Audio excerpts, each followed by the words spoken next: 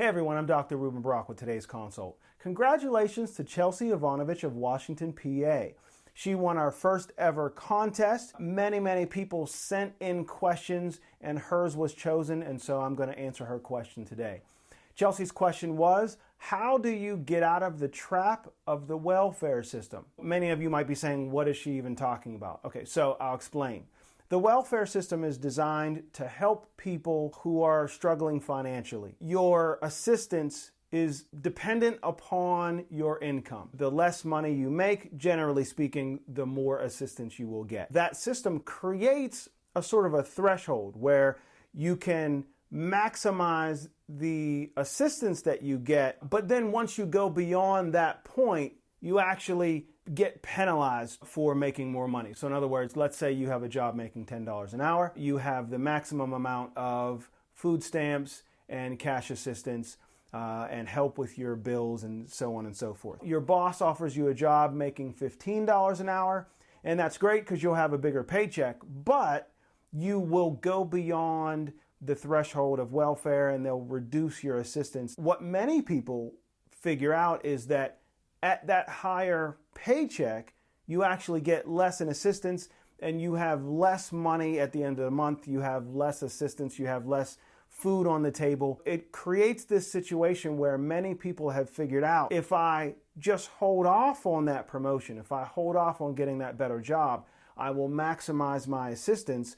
Because if I get that better job and they take my assistance and we have less food on the table, who does that help? That is what we call the trap of the welfare system. And this is something that's actually been studied a lot over the years. But in addition to studying, I've actually lived it. And so I'm going to give you my opinion here. The welfare system is designed to help people who are in need. But it absolutely does create this threshold where a person will recognize that doing better for themselves in this particular moment might actually not help them in the short term. It'll be harder to pay the bills because the cash assistance, the food stamps will be gone. And so your bigger paycheck flies out toward all the things that assistance used to pay for. And does that actually help you? Well, here's the thing. If you continue to think like that, if you continue to function in that way, you are essentially guaranteeing that you remain in poverty.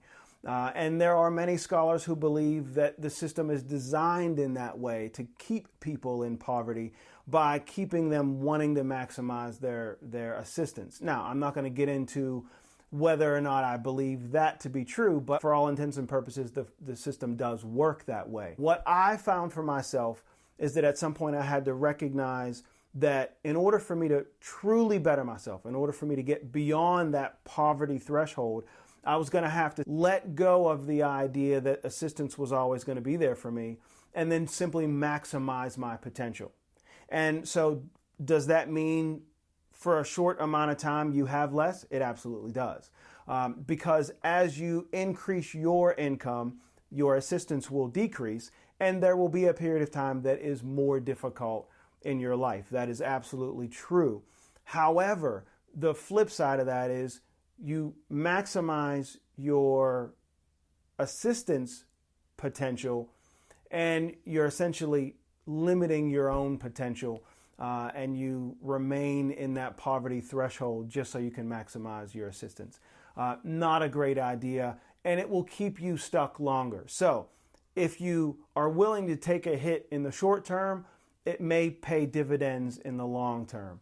I hope that helps you. I'm a firm believer in maximizing your potential by going to trade school, by going to get some sort of education. Go get a 4-year degree if you can. Those are the kinds of things that will fundamentally change your earning potential. And so I hope that helps.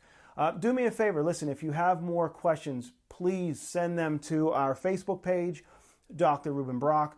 Leave us comments on YouTube or on Facebook. We do read these things.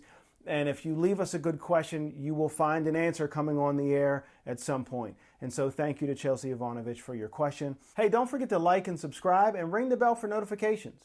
I'm Dr. Rueben Brock, and this is House Call.